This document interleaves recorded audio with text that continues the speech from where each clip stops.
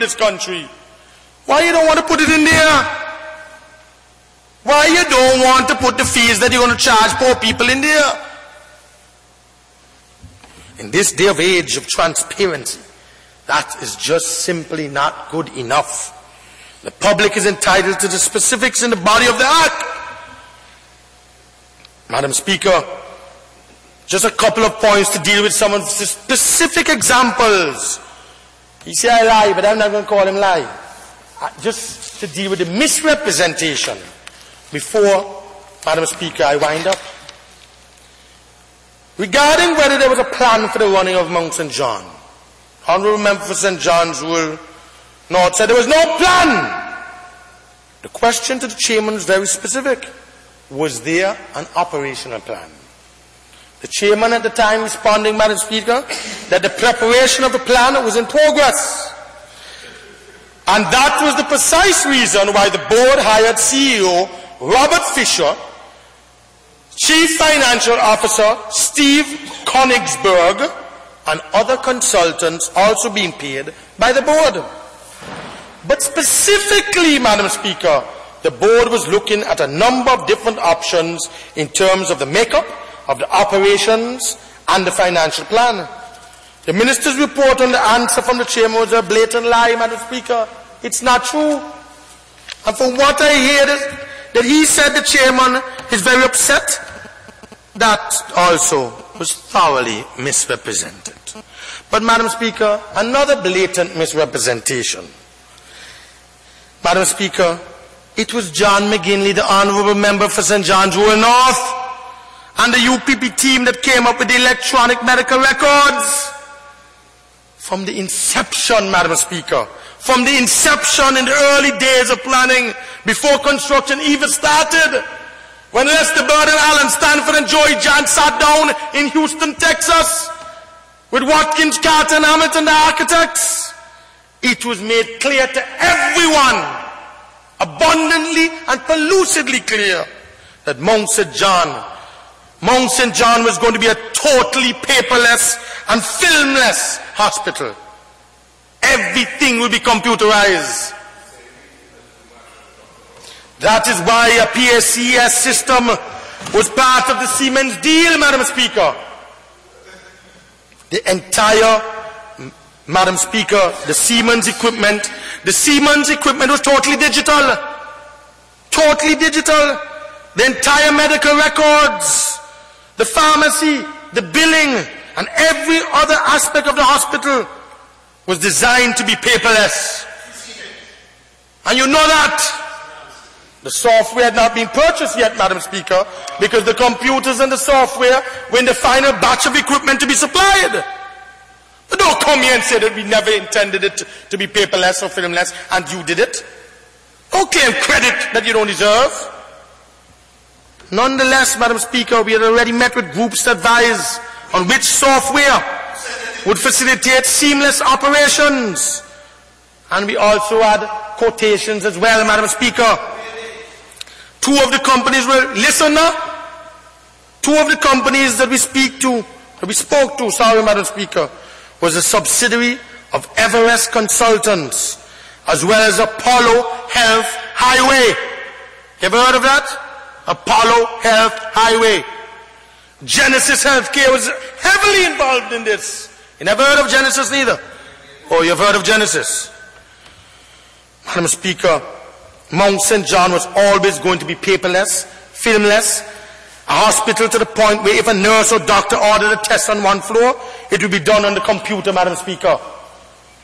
And at the time they called Joy John crazy, pie in the sky, dreamer. Where are you going with that big hospital? Madam Speaker, when the test was done, it automatically would get transmitted to the patient's bill electronically. All that was finalized and arranged. You didn't come and do that.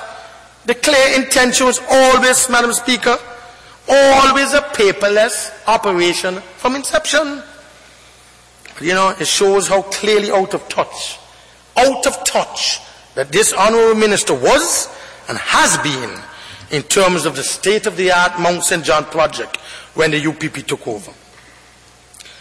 On the issue now, Madam Speaker, of accreditation, when the board sought to hire a CEO, we looked high and low, Madam Speaker, for someone with credentials who had an impeccable track record of turning around hospitals in the US, who did not have JACIO accreditation to get them accredited.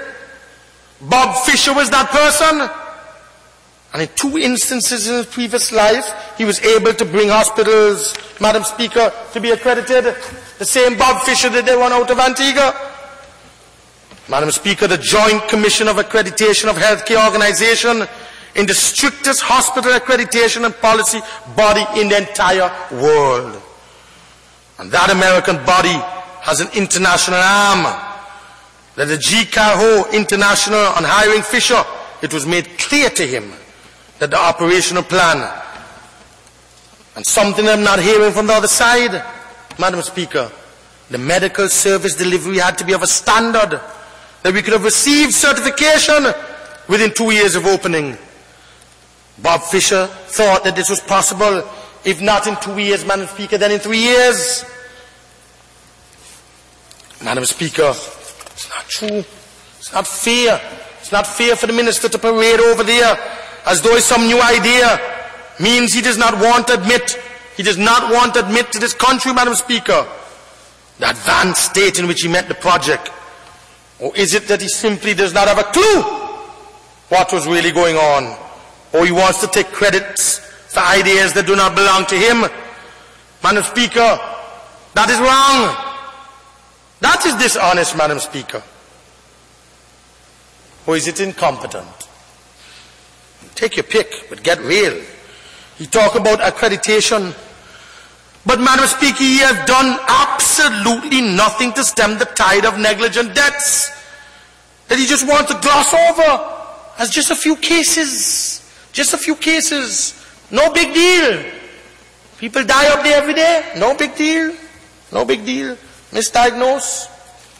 And Madam Speaker, it is the patients themselves who come to us with their medical records, those of the departed loved ones, and beg us to expose the scandals, Madam Speaker. It's not because we want to come in here and shame anyone. It's not because we want to come in here and name anyone, Madam Speaker. But those people, the family of those patients who have died, that are being victimized.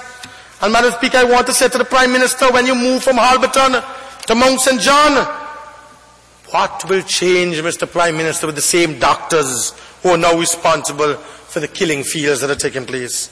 The accreditation? The accreditation is going to change it? You had better be careful that they don't recommend that the entire operation up there be shut down before it even opened. And another thing, Madam Speaker, the minister is talking about setting up patient rights. That is the most basic part, fundamental bylaws of any hospital. That's not something to brag about. Now that we are on the subject of patients' rights, Madam Speaker, why is it for the last 5 years that patients at Halberton and their families have had such huge difficulties getting their medical records?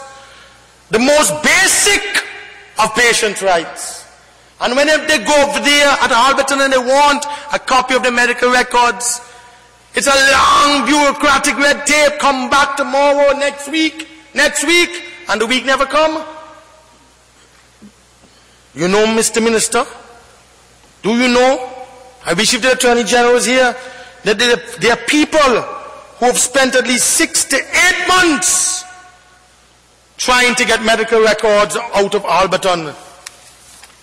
And let me tell you, Mr. Lebrecht-Hesse will tell you that it got so bad in terms of the delay tactics that were being used at the hospital, used to write to the ministry asking medical records could be released. Can you imagine that? The hospital actually writing to Lebrecht-Hesse, the Solicitor General, and asking him if it's okay to release patients' records. What a thing. Honourable Member, you're going to have to ask the House for more time. Yes, Madam Speaker. Can I have 30 more minutes, Madam Speaker? No, Madam Speaker. But why you don't want to hear? But why you behaving like a dictator again? Madam Speaker, can I have 15 minutes then? No, the House has to decide. Can I have 15 minutes? And the Speaker, there was a lot of disturbance.